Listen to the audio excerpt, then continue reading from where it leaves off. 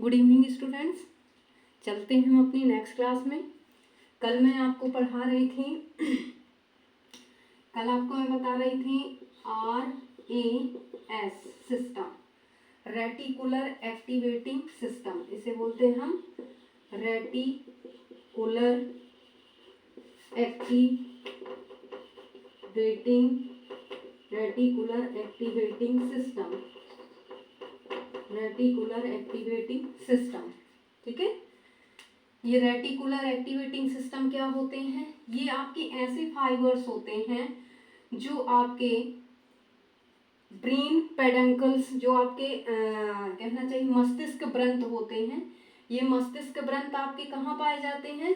ये mid brain में पाए जाते हैं। ठीक है ना, मिड ब्रेन में आपके पाए जाते हैं सेरिब्रम पेडंकल।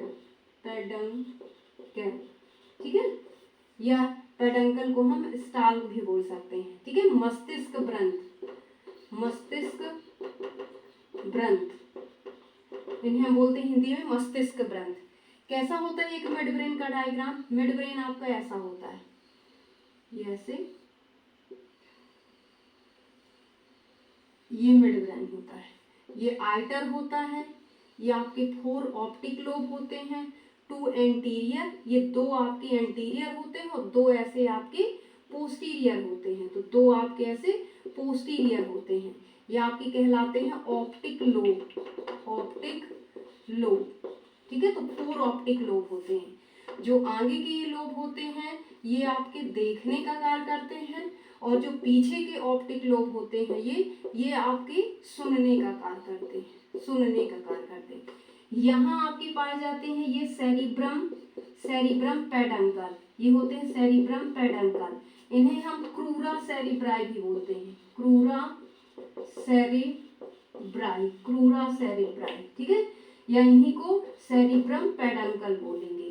तो ये क्रूरा सेरिब्राई जो हमारे हाथ और पैर की मसल्स पर कंट्रोल करता है, तो इसमें जो आपका क्रूरा सेरिब्राई में जो आपके फाइबर्स होते हैं, यही फाइबर्स जो रेटिकुलर एक्टिवेटिंग सिस्टम होता है, तो ये रेटिकुलर एक्टिवेटिंग सिस्टम आपका क्रूरा सेरिब्राई में आपका ये यहाँ पर पाया जाता है। ठीक है ना, तो यहाँ पर आपके ये फाइबर्स जो होते हैं, ये फाइबर्स हमें हमेशा अलर्ट रखते हैं। कैसे रखते हैं? हमें अलर्ट रखते हैं। जैसे हम सोते हैं तो ऑटोमेटिक सो करके हम जग जाते हैं। ठीक है ना, कोई भी चीज हम जैसे गाड़ी वगैरह भी चलाते तो अलर्ट रहते हैं, हमारा हाथ ब्रेक में रहता है। किसी भी चीज के बारे में जब हम अवेयर रहते हैं, अलर्ट रहते हैं, तो वो क्यों रहते हैं? क्योंकि हमारे जो सेरिब्रम पेडंकल में आपके फाइबर पाए जाते हैं वो आपके कहलाते हैं रेटिकुलर एक्टिवेटिंग सिस्टम आपका बनाते हैं। और यही आपका रेटिकुलर एक्टिवेटिंग सिस्टम में पाए जाने वाले फाइबर हमेशा हमें एक्टिवेट रखते हैं, अलर्ट रखते हैं, अवेयर रखते हैं। ठीक है, तो इसलिए जो आपका रेटिकुलर एक्टिवेटिंग सिस्टम होता है, इनमें पाए जाने वाले जो फाइबर्स होते हैं, ये फाइबर्स आपके कहलाते हैं जागरूकता के पहरेदार। क्या कहलाते हैं इनके? चौकन्नेपन के पहरेदार या जागरूकता के पहरेदार। जागरूकता के पहरेदार। ठीक है, जागरूकता के पहरेदार आपके कहलाते हैं RAS सिस्टम में पाए जाने वाले फाइबर। और ये RAS सिस्टम आपका सेरिब्रम पेडंकल में देखा गया है, जो कि मिड ब्रेन, ये है आपकी मिड ब्रेन की स्ट्रक्चर। मिड ब्रेन में आपका देखने को मिलता है। ये आपका होता है आइटर, ये होता है आइटर। क्लियर? तो कल मैंने आपको ये बताया था। नेक्स्ट हम चलते हैं आगे। आपका एक आपका होता है लिम्बिक सिस्टम, एक आपका लिम्बिक सिस्टम होता है। देखना ये लिम्बिक सिस्टम क्या है? ये लिम्बिक सिस्टम। ठीक है, ये लिम्बिक सिस्टम लिम्बिक लोब में पाया जाता है, लिम्बिक लोब। और ये लिम्बिक लोब कहाँ होता है आपका? टेम्पोरल एरिया में। टेम्पोरल एरिया जैसे ये फ्रंटल था, ये टेम्पोरल था, और ये आपका पैराइटल था, फिर पीछे आपकी ऑक्सीपिटल थी। ये बोन मैंने आपकी ऐसे बताई थी क्रेनियल बॉक्स में। तो ये टेम्पोरल बोन जहाँ पाई जाएगी वो एरिया टेम्पोरल एरिया कहलाएगा, वहां पर पाया जाएगा ये आपका लिम्बिक लोब। ठीक है, लिम्बिक लोब किससे मिलकर के बना होता है? एक तो हाइपोथैलेमस और एमेक्टिलॉइड बॉडी,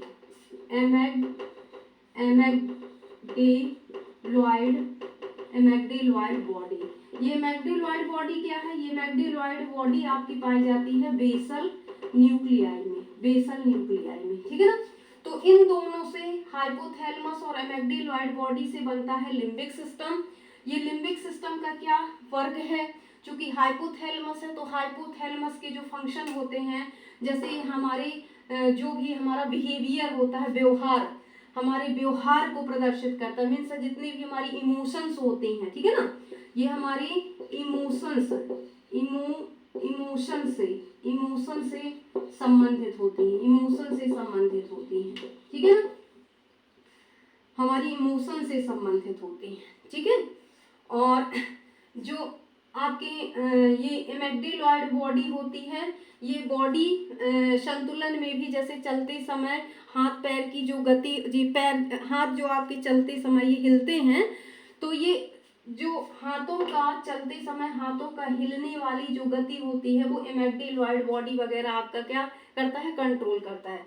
तो शारीरिक गति को, ठीक है, हम लिख सकते हैं शारीरिक गति का नियंत्रण करती है, ठीक है ना।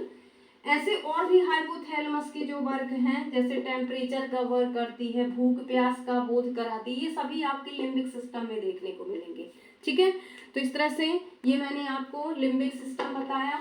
नेक्स्ट हम चलते हैं स्पाइनल कॉर्ड में। इसमें स्पाइनल कॉर्ड में देखिए क्या होती है स्पाइनल कॉर्ड। मैंने आपको क्या बताया है? सेंट्रल नर्वस सिस्टम में दो पार्ट हमने बताए हैं। ब्रेन आपका पूरा हो चुका है। नेक्स्ट अब हम आ रहे हैं स्पाइनल कॉर्ड में, ठीक है। स्पाइनल कॉर्ड जो कि आपका मेडुला ऑब्लोंगेटा, ये मैंने आपको ऐसे ब्रेन बताया था, और ब्रेन के बाद फिर आपका ये बोन्स, ये आपका मेडुला ऑब्लोंगेटा, ये आपका था सेरिबेलम, ये आपका ऐसे कार्पस कैलोसम वगैरह। तो यहाँ ये मेडुला ऑब्लोंगेटा है, ये आपका मेडुला ऑब्लोंगेटा, और मेडुला ऑब्लोंगेटा के पोस्टीरियर पार्ट से ही आपकी निकलती है क्या? Spinal cord. तो इसको पढ़ना है हमें, स्पाइनल कॉर्ड को। ये है आपकी स्पाइनल कॉर्ड, ठीक है। देखते हैं स्पाइनल कॉर्ड क्या होती है, ठीक है। ये सेंट्रल नर्वस सिस्टम में ही आता है स्पाइनल कॉर्ड। तो स्पाइनल कॉर्ड क्या है? स्पाइनल कॉर्ड को यदि हम देखें तो स्पाइनल कॉर्ड कैसी है आपकी? थ्रेड लाइक स्ट्रक्चर होती है, थ्रेड लाइक स्ट्रक्चर है। क्या है? थ्रेड लाइक स्ट्रक्चर है, जो न्यूरल कैविटी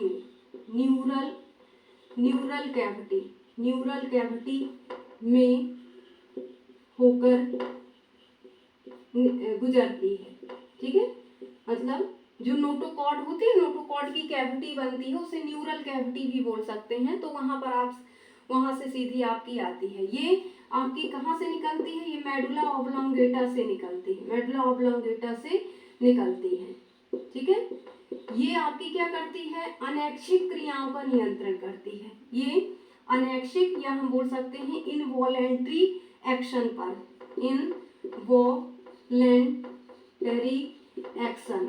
इनवॉलेंट्री एक्शन का कंट्रोल एंड रेगुलेशन करती है। समझ में आया ना? यदि हम देखें स्पाइनल कॉर्ड कहाँ से कहाँ तक जाती है, तो देखना आपका ये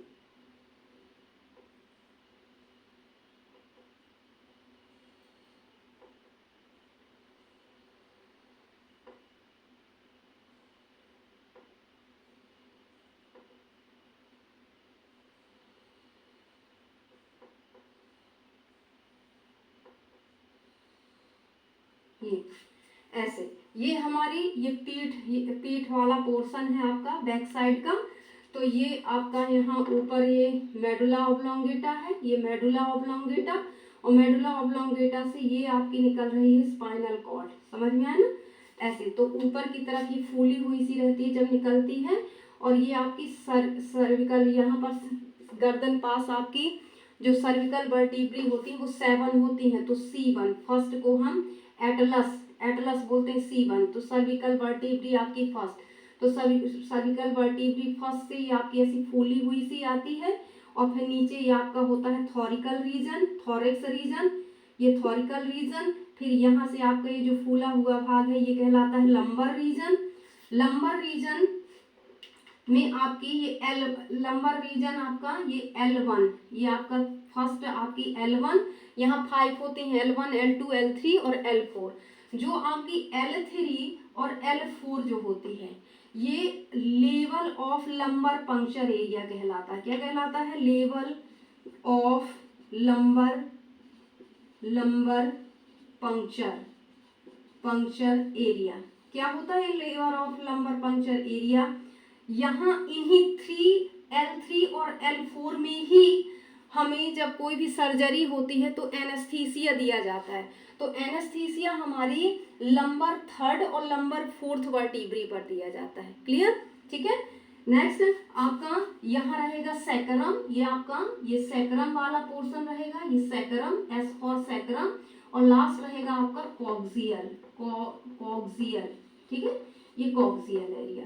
तो ऐसे आपकी ये पूरी क्या है, ये स्पाइनल कॉर्ड है। क्या है ये आपकी स्पाइनल कॉर्ड, एक थ्रेड लाइक स्ट्रक्चर में। ये अभी आपकी इसके ऐसे ये आउटर स्ट्रक्चर मैंने बताया, अभी कोई TS या BS नहीं बताया है मैंने। इसकी जो लेंथ होती है, इसकी लेंथ ऑफ स्पाइनल कॉर्ड होती है 45 सेंटीमीटर। 45 सेंटीमीटर इसकी लेंथ होती है। वेट जो होता है इसका वेट होता है 35 ग्राम। 35 इसका क्या होता है? वेट होता है। ठीक है। यदि हम स्पाइनल कॉर्ड का TS देखें, ट्रांसफर सेक्शन काट के देखें, तो इसका डायग्राम कुछ कैसा मिलेगा? तो देखना आप इसका डायग्राम, स्पाइनल कॉर्ड का डायग्राम।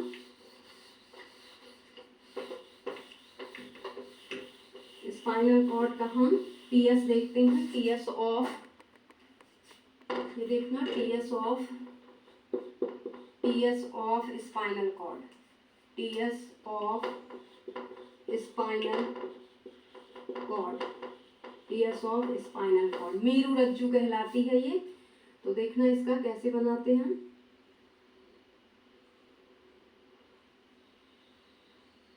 ये बटरफ्लाई लाइक आपकी स्ट्रक्चर बनती है।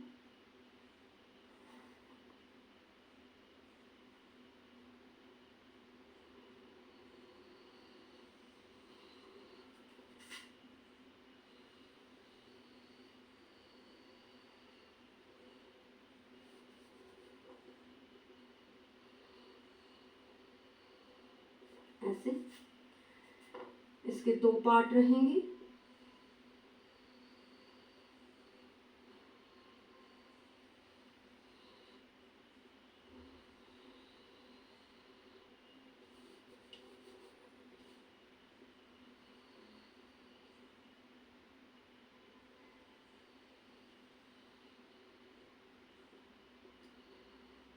ये ऐसे रहेंगे।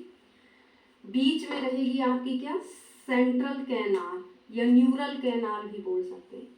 ये रहेगी इसकी सेंट्रल कैनाल। ठीक है। ये जो आपका आउटर पार्ट है, यहाँ जो आपके ये फाइबर्स रहते हैं, ये आपका ये बाहर वाला एरिया जो आपके ये फाइबर्स रहते हैं, ये आपका व्हाइट मैटर कहलाता है। क्या कहलाता है? White matter. ये बाहर की तरफ जो आपके फाइबर्स रहते हैं, इसमें बाहर की तरफ जो मटेरियल भरा होता है स्पाइनल कॉर्ड में, ये आपके व्हाइट फाइबर कहलाते हैं। क्या कहलाते हैं? व्हाइट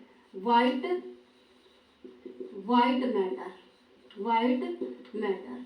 और जो आपका ये अंदर भरा जाएगा, ये आपका ऐसे ये अंदर जो आपके ये फाइबर्स आपके होंगे, यहाँ जो आपका ये सब भरा जाएगा, ये आपका कहलाएगा ग्रे मैटर। क्या कहलाया जाएगा? Grey matter. तो इस तरह से ये कहला जाएगा ग्रे मैटर। व्हाइट मैटर और ग्रे मैटर। बोले तो धूसर द्रव और आपका श्वेत द्रव। श्वेत द्रव जो होता है, व्हाइट मैटर जो होते हैं, वो आपके एक्सोन फाइबर्स कहलाते हैं, एक्सोन फाइबर्स। जब मैंने आपको पढ़ाया है एक न्यूरॉन की स्ट्रक्चर, तो उसमें एक्सोन एरिया, एक्सोलीमा पड़ता है, एक्सोलीमा के अंदर एक्सोप्लाज्म, और एक्सोप्लाज्म में आपका पाया जाता है जो फाइबर, वो आपके एक्सोन फाइबर कहलाएंगे। मीन्स एक्सोन के अराउंडस आपका माइलिन शीथ पाया जाता है वहाँ, तो माइलिन जिनेटेड फाइबर्स कहलाते हैं आपके व्हाइट मैटर आपका। और जो आपका साइटोन वाले एरिया में आपके पाए जाते हैं, जहाँ माइलिन शीथ नहीं बनती, वहाँ के फाइबर जो होते हैं वो कहलाते हैं आपके ग्रे मैटर के। समझ में है ना? ये आपका कहलाएगा डोर्सल हॉर्न, डोर्सल हॉर्न। ये नीचे का कहलाएगा वेंट्रल हॉर्न, वेंट्रल हॉर्न। ठीक है, यहाँ पर ये कॉमिश्योर फिशर होता है, फिशर, डोर्सल फिशर, और ये हो जाएगा वेंट्रल फिशर। समझ में आया ना? इसमें जो भी इंफॉर्मेशन होती है कैसे आती है, सेंसरी न्यूरॉन्स के थ्रू। जैसे ये आपके सेंस ऑर्गन है, तो सेंस ऑर्गन के थ्रू जो भी मैसेज होती है वो सेंट्रल कैनाल में आपकी दी जाएगी। फिर सेंट्रल कैनाल इस इंफॉर्मेशन को, जैसे ये सोडियम आयंस करके जो इंफॉर्मेशन आई, इसको रीड करेगा और रिप्लाई देगा, आंसर रिप्लाई देगा। तो आंसर जब देगा तो ये आपका ऐसे ये ऑर्गन तक आपकी जाएगी। ये आपकी सेंसरी न्यूरॉन कहलाती है, सेंसरी न्यूरॉन। जो ऑर्गन से मैसेज को लाती है उसे सेंसरी न्यूरॉन, और जो ब्रेन या स्पाइनल कॉर्ड से मैसेज को लेकर के ऑर्गन तक जाती है उसे हम बोलते हैं मोटर न्यूरॉन। क्या बोलते हैं? Motor neuron. तो इस तरह से सेंट्रल कैनाल क्या करती है, मैसेज को रीड करके और आंसर रिप्लाई करती है ऑर्गन तक, जिससे उस ऑर्गन में ब्रेन के अकॉर्डिंग या स्पाइनल कॉर्ड के अकॉर्डिंग फंक्शन होता है। क्लियर? अब यदि हम देखें कि फंक्शन क्या है, स्पाइनल कॉर्ड का फंक्शन, तो सबसे पहले ये ब्रेन और ऑर्गन के बीच में ब्रिज का कार्य करती है। ब्रेन एंड ऑर्गन के बीच में क्या करती है, ये ब्रिज